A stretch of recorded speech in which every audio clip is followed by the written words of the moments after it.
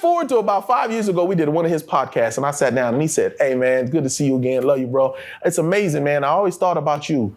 You started this at a young age, and you had the best timing of a young man I've ever seen." And I said, "I learned from you. I learned from you, Mark." Real life. If that shit ain't real life, it ain't real life. Just ain't real. Real life street stars. You know what time it is. This is the journey. This is the struggle. Everything wasn't just, oh, he got it, he auditioned, he won, and this and boom. Hanging with Mr. Cooper. I auditioned a couple of times, call back, another call back, book. Now you got a presentation. Shoot the presentation, book off for a couple weeks. Hey, guess what? It's now a pilot. So you go reshoot the pilot. Pilot gets sold. A couple months go by. Guess what? Now we're going to series.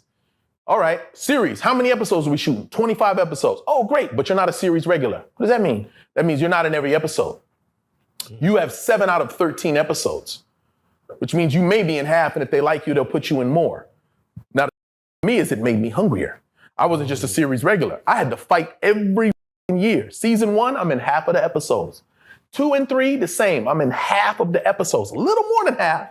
I'm in a little more than what they guaranteed me. They said, all right, we got to put Irvin in this, a little boom, boom. And then the final 2 seasons, a brand new executive producer comes in, buys up the whole show for 2 straight seasons and made me a series regular.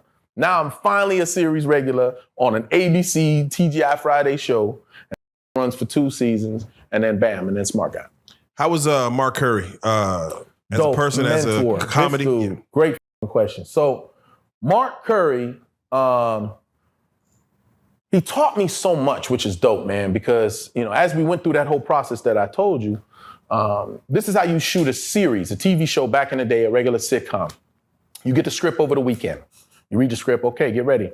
Monday is the table read. Show up on Monday, and it's just the whole cast sitting around a table, and then behind us is a row of executives and producers and they're just listening to us now talk out the script for the first time. And that's what Monday is, a table read. Finish the table read, everybody goes home. Boom. Tuesday, you come in and you start blocking. Blocking is the movement that you do. I walk in the door, I sit down on the chair, I read this line, then I walk over here, blah, blah, blah, blah, blah. And you work all of the scenes out on Monday. Tuesday, you do that again, but there may have been some casting changes, more people, whatever the case is, you do it again, boom, boom.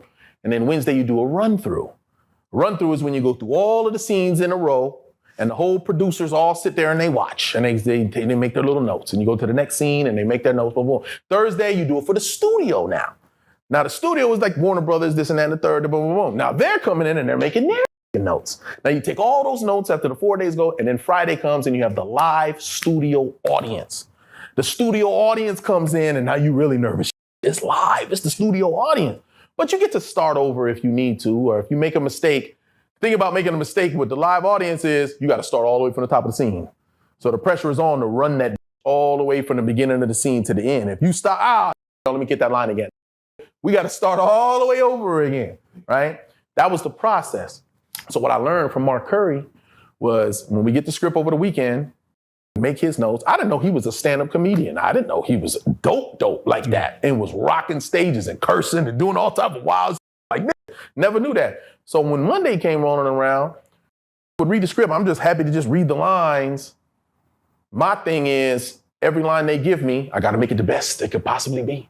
I may have a line that's not even a punchline. It may just be the setup joke. But that setup joke gonna be funny too. That setup line gonna be hilarious. I'm gonna find a way to say, where did you go?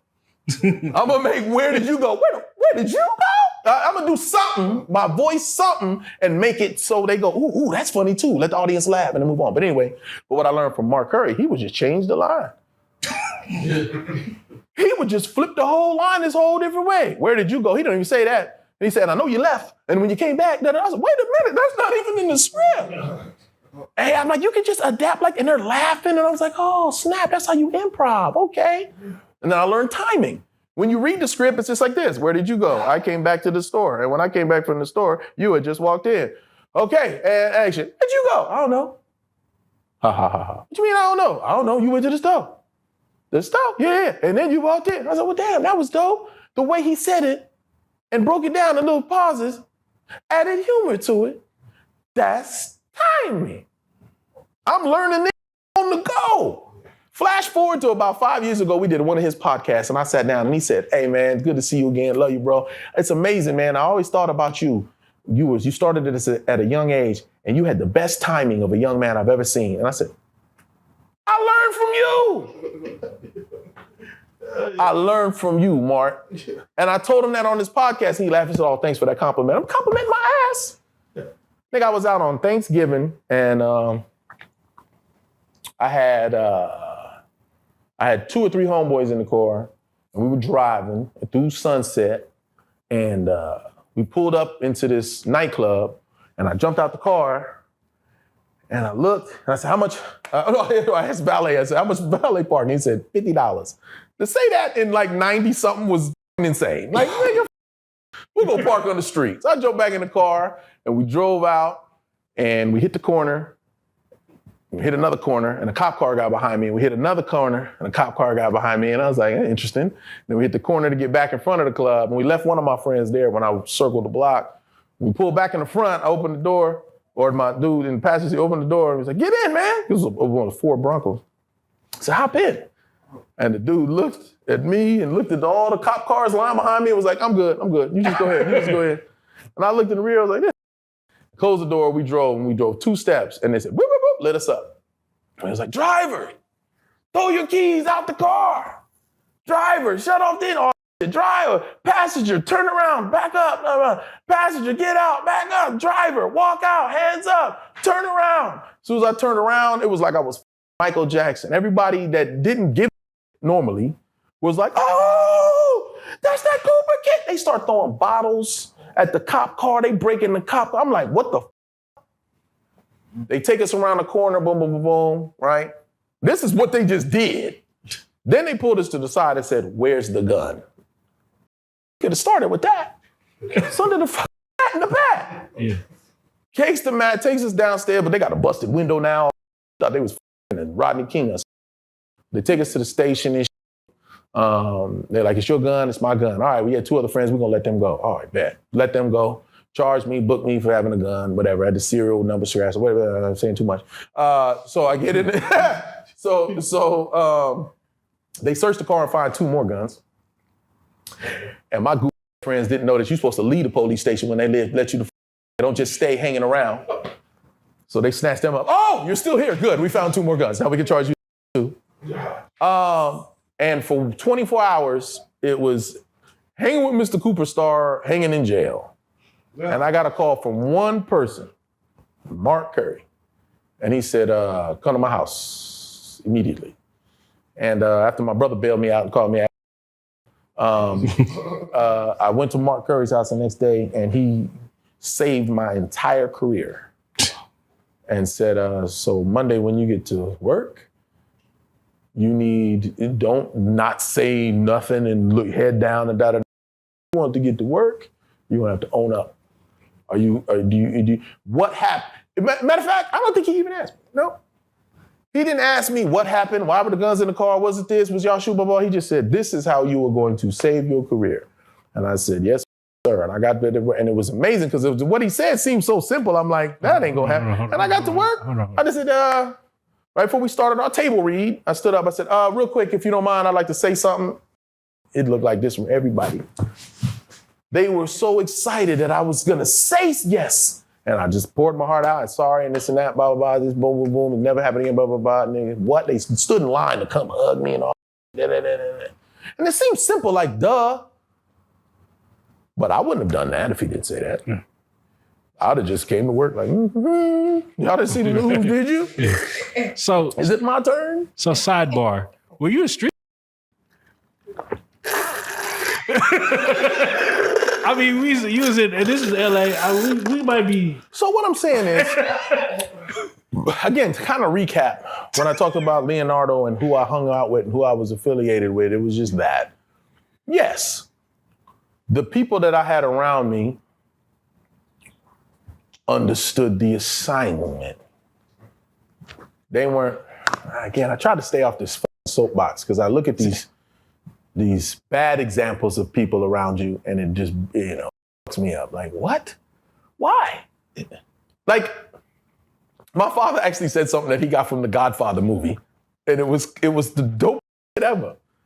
Think like the people around you think. And when you're let's just say it, Omar, when you're a leader of men, when you're an alpha dog, you have to think about everybody around you and how they're thinking. Make sure everybody's good. If that's your role, play that role, but make sure everybody's good. So who the around you then? And as the people around you, if I try to think like them, why would I try to as the breadwinner? Why wouldn't I protect him at all fucking costs? Why would I put the camera on him and know that he's gonna that bag, which is gonna I'm eating off of too? It doesn't make sense. So was I the street nigga? I was definitely in the streets, yes, but I had people around me that understood an assignment. Why didn't you? I was say, why didn't you just tell him, before you got put over, like, hey, let me out? Because Curious. I'm just curious. As good as that was, because I was the driver. So you let out. That's what I mean about the alpha dog shit. I wasn't like, hey, roll, I'll be in the back. Let's see what happens. When they said, passenger, get out, I'll be the first. No, that's my car. That's why I took the charge. It's all my guns. And they was. They wasn't everybody bought a pistol. I bought a hell of guns. Put one over here, put one over there. Because you never know. You got to be ready to take me out. If I start busting, there's one under your seat, there's one under your seat. You know what I'm saying?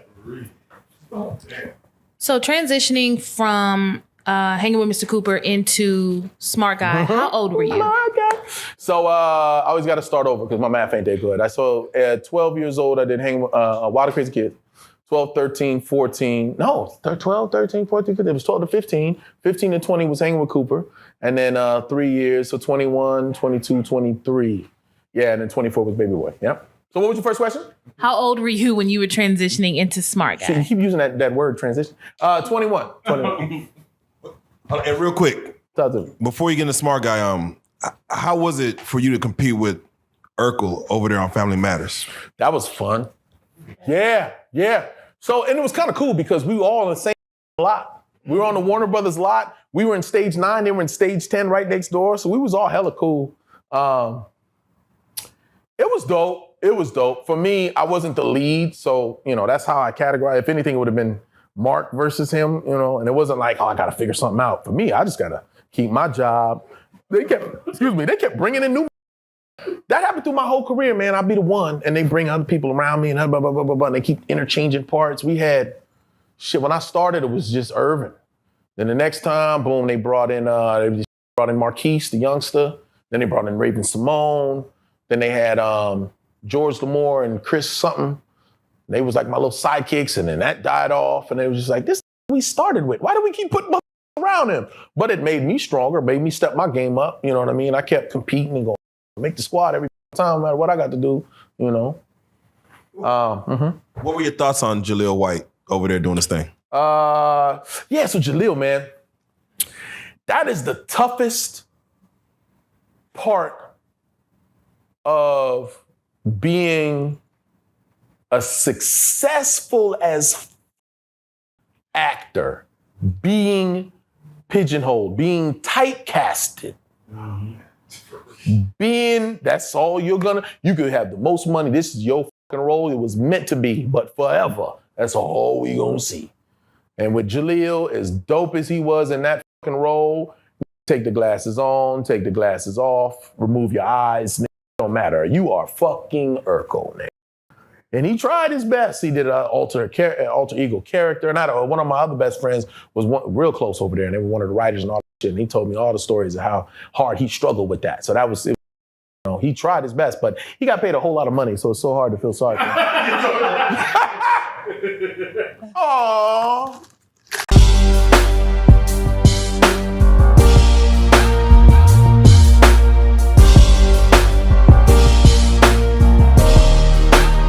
Shout out Reallyfe Street Starz, nigga. Move. Hey. Okay, y'all know what time it is. OG Percy, Reallyfe Street Starz. Y'all better clock in and tune in, like, subscribe, and hit that button. OG Percy, show no mercy. Hello.